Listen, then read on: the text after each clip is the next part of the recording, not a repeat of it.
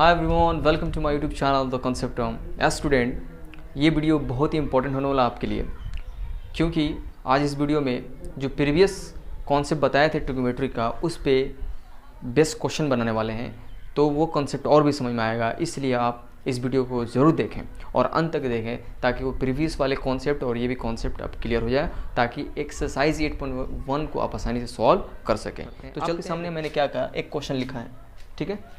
लिखा है कि समकोण त्रिभुज एबीसी में एंगल बी जो है 90 डिग्री है, और यदि ए बी बराबर 8 सेंटीमीटर, बी सी बराबर 6 सेंटीमीटर और A C equal to 10 centimetre अगर है, तो एंगल सी के सभी त्रिकोणमितीय अनुपात को लिखें।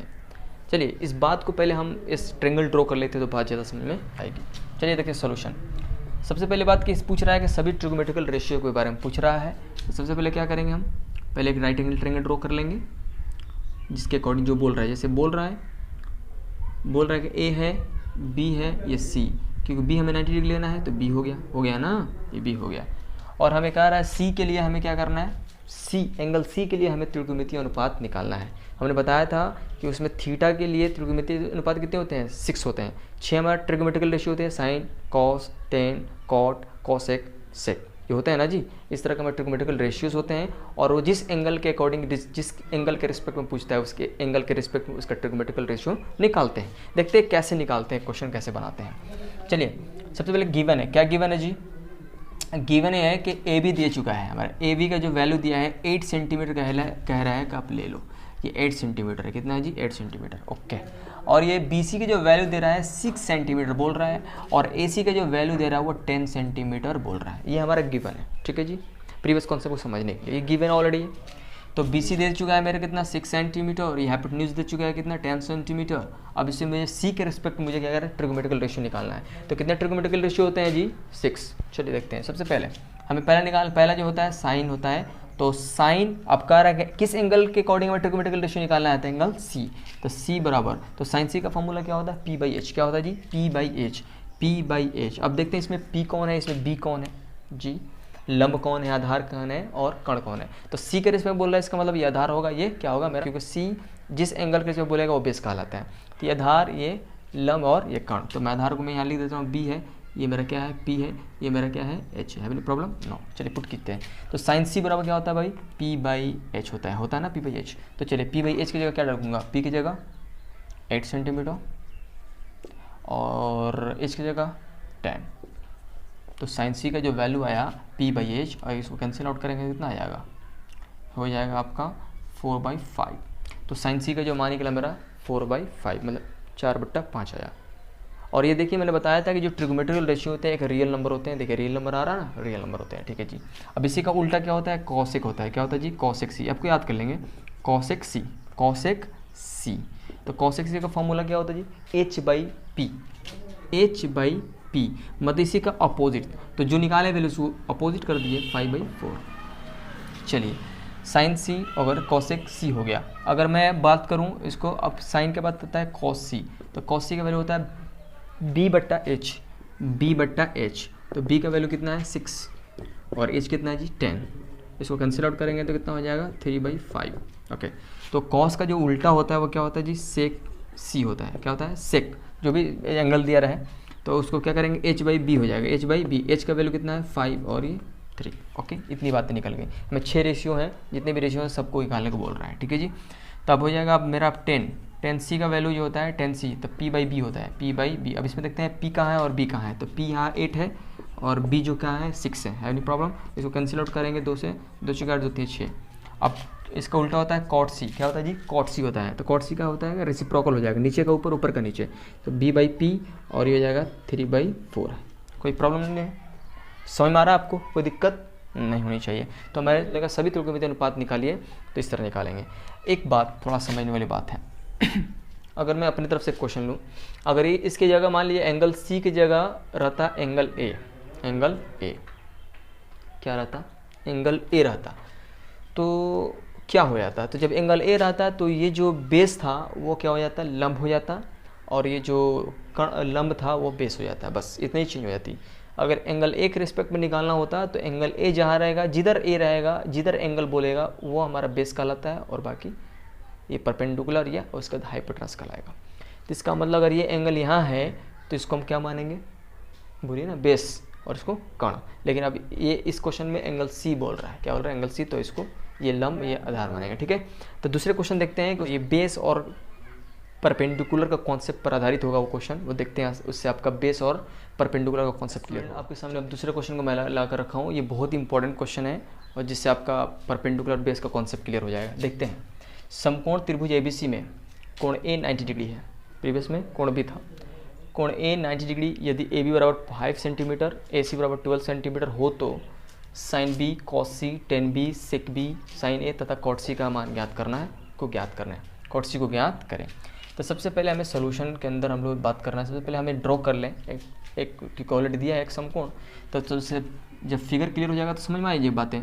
तो देखिए यहाँ पे तो मैंने एक राइट एंगल ट्रायंगल को ड्रॉ कर लिया है, कोई प्रॉब्लम नहीं। तो चलिए देखते हैं, सबसे पहले बोल रहा है ए जो है वो right angle triangle right angle की जगह पर होना चाहिए। ठीक है, और ए बी, इसका मतलब ये हो जाएगा ये और ये सी हो जाएगा। है एनी प्रॉब्लम? नो। ठीक है, ए बी बी हो जाएगा, ये सी हो जाएगा, कोई दिक्कत तो नहीं है। ए बी सी ये हमारा दिया हुआ, ठीक है जी, ये ए हो गया, ए बी सी हमारा एक ट्रायंगल ड्रॉ हो गया इसके अकॉर्डिंग, और दिया है ए बी, गिवन क्या है, गिवन में आपको दिया है, गिवन दैट में कि ए बी आप ले लो, ए बराबर 5 सेंटीमीटर और ए सी बराबर आप क्या ले लो, 12 सेंटीमीटर ले लो। ठीक है, A B is equal to 5 centimetre जो ले लिया ये, और A C is equal to कितना हो जाएगा, ए सी ये है 12 सेंटीमीटर। ठीक है, तो A B 5 centimetre, A C 12 centimetre हो गया ना। ओके, हमें क्या निकालना है, हमें साइन बी निकालना है, साइन बी का वैल्यू कॉस सी टेन बी।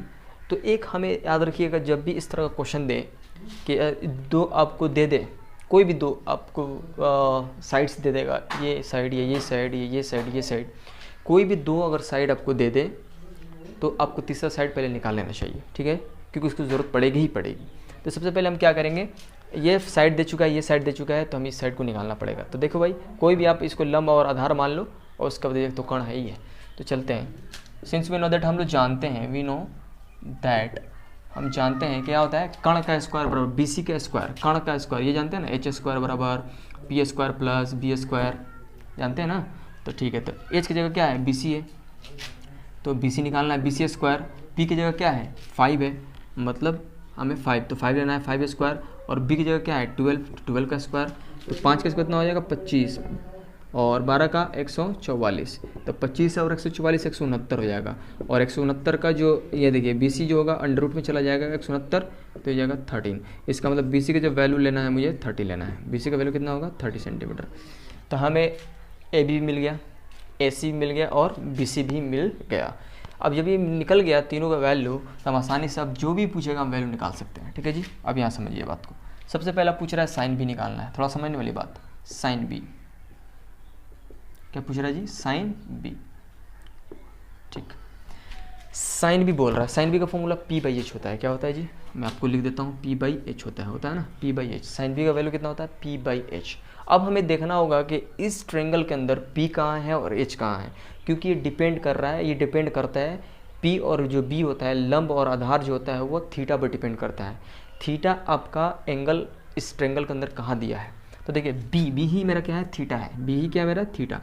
तो ये बी देखते हैं कहाँ दिया है, यहाँ दिया है, यहाँ दिया है, यहाँ दिया है, तो बी तो हमारा यहाँ दिया है। हमने बताया था कि जिधर आपका बी होगा वही आपका बेस कहलाएगा। तो बी कहाँ है, यहाँ है, तो इसका मतलब बेस जो होगा, आधार जो होगा ये कहलाएगा, और ये लंब कहलाएगा, और कर्ण जो होता है चेंज नहीं होता है, कर्ण दोनों से बड़ा होता है, दोनों से क्या होता है, बड़ा होता है। तो साइन बी बराबर क्या होता है, पी बाई एच होगा, और पी का वैल्यू अब क्या होगा, अब बताइए इसके अकॉर्डिंग। तो बी है, बी बोल रहा है, तो साइन बी बोल रहा है थीटा की जगह पे, थीटा कहाँ है, ये टॉप पे है, जब टॉप पे होगा तो ये मेरा बेस कहलाएगा बी, और ये क्या कहलाएगा, मेरा लंब कहलाएगा। तो पी बाई एच क्या चाहिए, पी, तो लंब कौन कहलाएगा 12, और एच कहाँ है 13, ये हमारा एक आंसर क्लियर है। दूसरा कॉस सी बोल रहा है, क्या बोल रहा है, कॉस सी, कॉस सी, थीटा की जगह क्या है जी, सी है, तो सी देख लेते हैं, ऊपर है, यहाँ है। अभी जब सी यहाँ है तो इसका मतलब ये बेस होगा, ये लंब हो जाएगा, ये बेस, क्योंकि जिधर थीटा उधर बेस। ठीक है, ये इतना समझ लो, जिधर थीटा उधर बेस होगा। तो ये अगर थीटा ले रहा है तो ये बेस कितना हो जाएगा 12। तो कॉस सी का फॉर्मूला क्या होता है, बी बाई एच होता है, क्या होता है जी, बी बाई एच, मतलब आधार बट्टा कर्ण, आधार बट्टा कर्ण।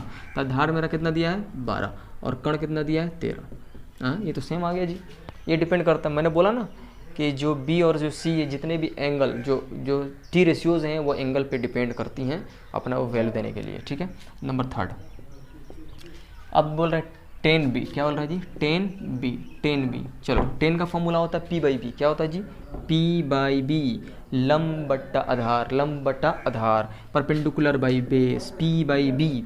तो p/b क्या हो जाएगा, p कितना है, p कितना है, अब यहाँ देखना पड़ेगा इसके अकॉर्डिंग। तो b कहाँ है जी, ऊपर, इसका मतलब ये तो बेस हो गया और ये p हो गया, इसका मतलब p/b ये होगा, इसका मतलब बेस और ये कण लंब, तो लंब बट्टा आधार, तो लंब कितना होगा 12, आधार कितना हो जाएगा 5, कोई दिक्कत नो। ओके नेक्स्ट नंबर 4 सेक बी निकालेंगे। अब सेक बी याद रखिएगा। अब कितने लड़के क्या करेंगे, कॉस का जो वैल्यू निकाले हैं, क्योंकि फॉर्मूला जानते हैं कि कॉस का उल्टा क्या होता है जी, सेक होता है, तो क्या करेंगे इसको रेसिप्रोकल करेंगे, लिख देंगे 13/12, ये हो जाएगा रॉन्ग। क्यों रॉन्ग हुआ जी, क्यों रॉन्ग हो गया, क्योंकि सेक सी ये कॉस सी का है और यहाँ पर जो थीटा है, थीटा पे ये डिपेंड करता है क्वांटिटी, और यहाँ आपने क्या कर दिया, बी की जगह पर आपने सीरियस मिस्टेक कर दिया, क्योंकि सी यहाँ था यहाँ बी था, इसलिए ऐसा नहीं होगा। चलिए आगे देखते हैं। तो जो सेक बी है, तो सेक बी का वैल्यू क्या होगा, तो बी क्या है ऊपर है, इसका मतलब ये बी होगा बेस, ये लंब, तो बी बट्टा क्या हो जाएगा, सेक का वैल्यू होता है h/b, h का वैल्यू तो 13 होगा, ठीक है। बी कौन होगा, ये वाला होगा, ये वाला, क्योंकि यहाँ पर एंगल है, ठीक। 5 नंबर देखते हैं, सेक बी क्या है जी, सेक बी हो गया। अब साइन ए क्या लेना है, साइन ऑफ ए। चलिए यहाँ पर साइन बी निकाला था, यहाँ पर साइन ए निकाला है, कितना लड़का मिस्टेक कर देगा, साइन का मतलब p/h होता है, क्या होता है जी p/h। अब क्या करेगा, 5 बट्टा क्या कर देगा, लिख देगा 5/13, इट इज़ रॉन्ग, गलत हो गया। क्यों, इट इज़ डिपेंड ऑन, किस पे डिपेंड करता है, ये एंगल पे डिपेंड करता है। अब एंगल कहाँ है जी, देखते हैं। अब यहाँ पर देखिए, अब साइन ऑफ ए कभी हो सकता है क्या, यहाँ थोड़ा समझने वाली बात है, साइन ऑफ ए, क्योंकि अब यहाँ देखेंगे तो ये आती तो 90 डिग्री दे दिया यार हमें तो एक्यूट एंगल का टी रेशियो निकालना है, तो इसका हमें वैल्यू नहीं निकलेगा, इसका वैल्यू नहीं निकलेगा, समझ में आया, इसका वैल्यू नहीं निकलेगा, क्योंकि साइन 90 का जो वैल्यू आता है 1 आता है, कितना होता है जी 1 आता है। जब हम आगे बढ़ेंगे तो बात करेंगे, ठीक है जी। साइन ए का जो वैल्यू होगा, वो साइन ए का वैल्यू जब ए की जगह डालेंगे तो साइन 90 का जो मान होगा कितना हो जाएगा, 1 आ जाता है, कितना हो जाता है 1 हो जाता है। Try to understand. अब इसके अकॉर्डिंग निकालना चाहेंगे तो दिक्कत हो सकती है, ओके, क्योंकि इसका रिलेशन आप ले ही नहीं सकते कोई, क्योंकि इसका रिलेशन होता है साइन 90, ए का वैल्यू 90 डिग्री है, तो साइन 90 का जो वैल्यू होता है 1 होता है। इसको हम नेक्स्ट क्लास में प्रूफ किया जाएगा। नंबर 6 लास्ट क्वेश्चन है आपका, कॉट सी, क्या जी कॉट सी, तो कॉट सी का वैल्यू, तो कॉट का मतलब क्या होता है, b/p होता है, b/p। अब सी देख रहे हैं, सी कहाँ है जी, यहाँ है, इसका मतलब ये बेस होगा, ये p होगा, तो मतलब 12/5, इट इज़ राइट आंसर। आपको समझ में आया, ये बेस परपेंडिकुलर क्वेश्चन समझ में आया। ये मैंने जितना कॉन्सेप्ट बताया था उस पर मैं अपना क्वेश्चन करा दिया। अब एक्सरसाइज 8.1 आप बनाएंगे और बनेगा, उसके बाद और सारे क्वेश्चन को डील किया जाएगा। बस इस वीडियो में बस इतना ही। Thank you so much.